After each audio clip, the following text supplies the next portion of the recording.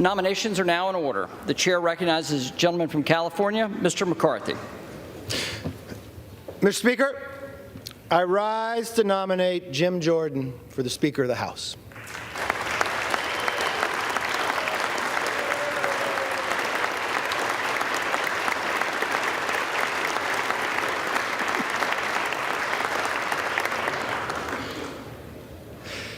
Now, I've listened to the speeches this week, and I can already tell you what my friends on the other side will say using their poll-tested phrases. But let me correct the record. Jim Jordan is an effective legislator.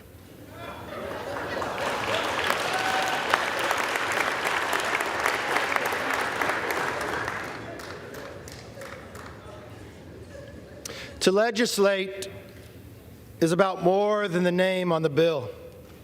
It's about reaching compromise and working long hours behind the scenes to get the job done.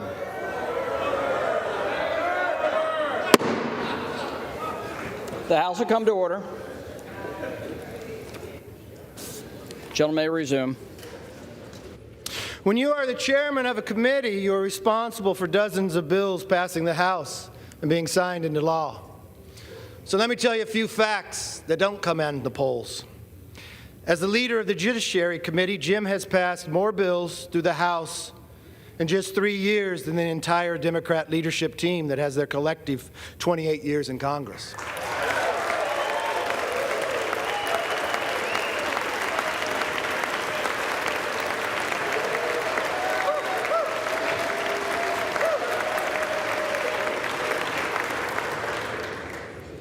Mr. Aguilar has a whopping one whole bill signed into law, a post office in San Bernardino.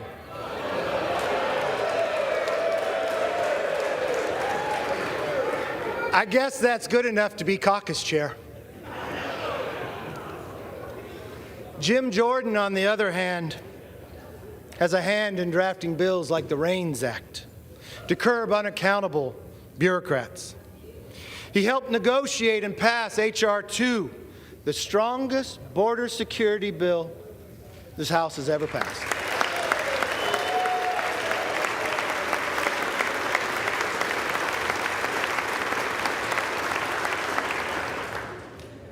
And many of you know, because you were in the room, watching Jim find compromise, watching Jim listen to your positions, and finding a bill that can pass. And let's put this in reality. We've had large majorities, but we never could pass a border security bill. That takes leadership. Now, they're going to get upset by it. Why? Because every single Democrat voted against securing our border. Democrats are attacking Jim because they don't want the American people to remember that they voted against securing and keeping a wide open border. They may not want the American public to know the number of people we catch on the terrorist watch list. They may not want people to know what the future holds in the security for our nation based upon their policies. Name me one bill Democrats passed that would secure our border.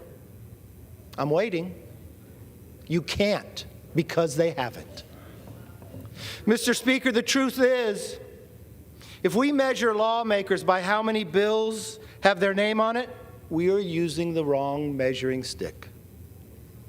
Some of my members I know with the most bills to their name are the most selfish. Jim Jordan, on the other hand, is one of the most selfless members I know.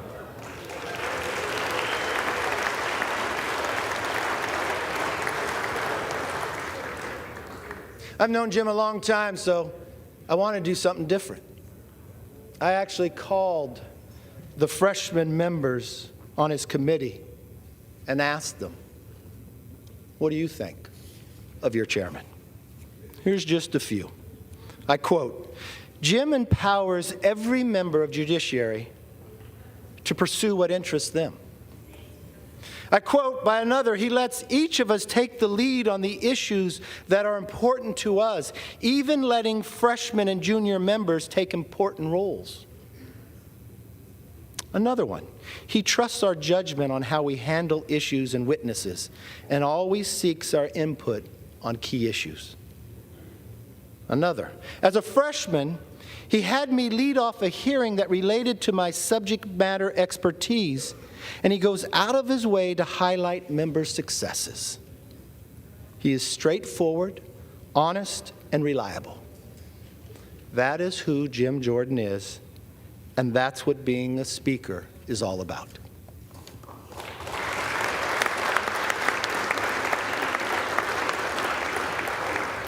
Now, some of you might not know this, but Jim and I have a long history.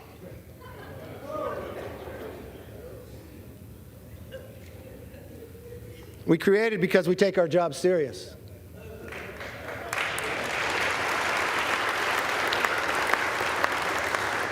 I first met Jim as a candidate. I traveled to Ohio. I remember pulling up for breakfast at a Bob Evans in Ohio.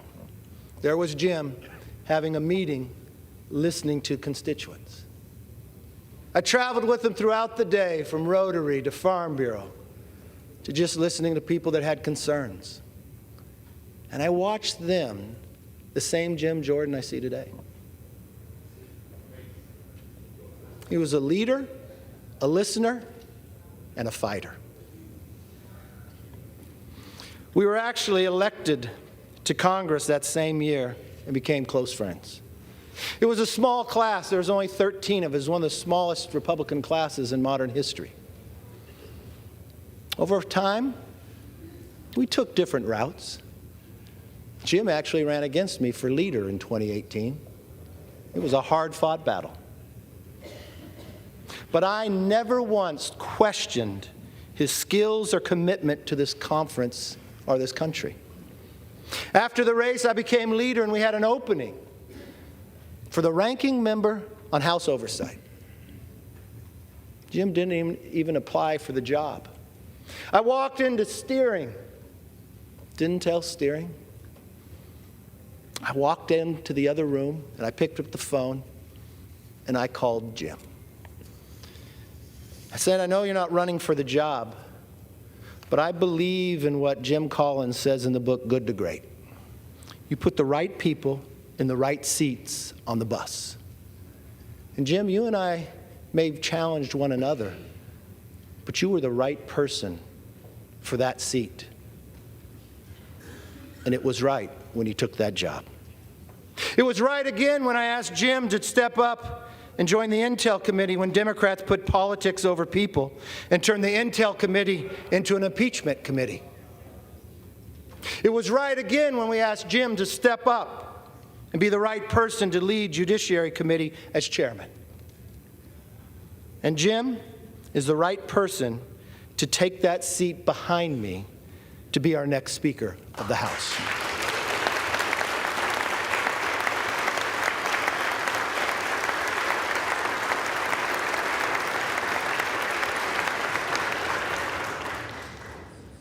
Mr. Speaker, we have an important job to do. The American people expect us to focus on the most pressing issues. We've watched what the Democrat majority has done and brought us inflation like we haven't seen since the 70s.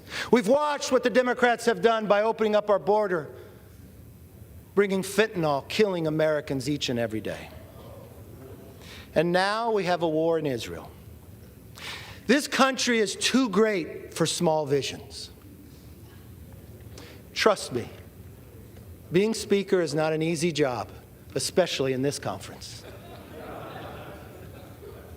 But I've seen Jim spend his entire career fighting for freedom, no matter what, no matter the odds, and I know he is ready for the job. And so it is my honor to say, as a member of the Republican Conference, I am directed by the vote of that conference to present for the election to the office of Speaker of the House of Representatives the name of my friend, the Honorable Jim Jordan, a representative from the state of Ohio. I yield back.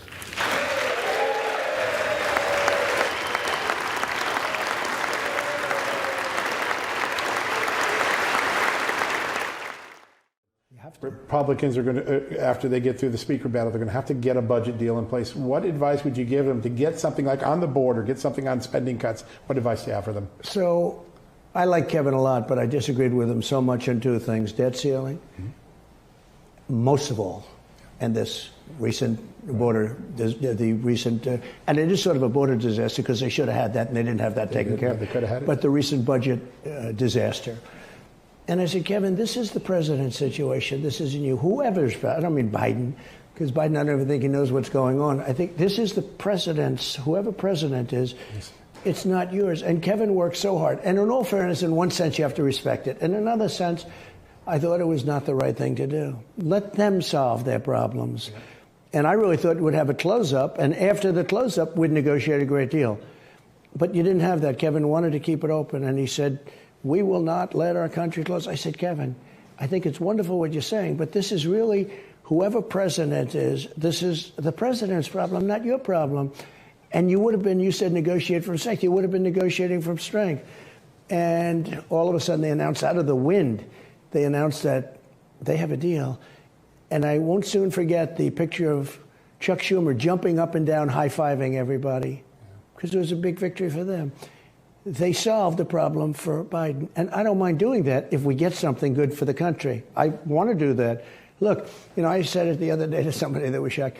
I wish Biden were doing a great job, even though that would be very hard politically, as opposed to the worst job. He's the worst president in history, the most corrupt president in history, the most incompetent president by far. He can't even get off a stage, can't put two sentences together. But I wish he was doing a phenomenal job, even if it meant that, you know, most likely you wouldn't be elected or whatever. But he's doing the worst job in the history of our country. You talk about the border, you talk about anything, talk about Afghanistan. There's never been a more embarrassing period of time in our country's history than what took place in Afghanistan. And there was no reason for that. You don't take the military out first.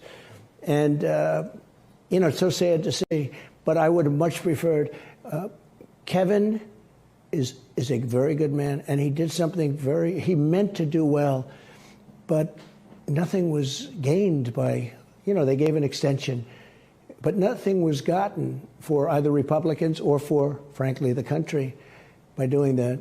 And I think people were ready to really start negotiating and negotiating hard, and they thought it would close for a period of time. It closes. The big one was the debt ceiling, though. We could have gotten everything. We could have solved the problems of this country with debt ceiling. And instead, Mitch McConnell, who's one of the worst Republicans in history, he is so bad. He's so bad. He's so, you can't say he's stupid, but essentially he uses campaign financing to get senators on his side. Okay, so I don't know. Do you call that leadership? I don't know. But what he's done is so horrible. So they got debt ceiling transferred into my administration. Thank you very much. And we could have gotten everything with debt ceiling. That was bigger, much bigger than when we're talking about the budget, much bigger. That was budget times 20. And that was blown. These are the worst negotiators I've ever seen. I've never seen negotiators like this. They get nothing. And I told Kevin, I said, if you do this, I believe you're going to lose your speakership. And in all fairness to him, he wanted to do what he thought was the right thing. And I personally think he played right into the Democrats' hands. But he lost his speakership over it.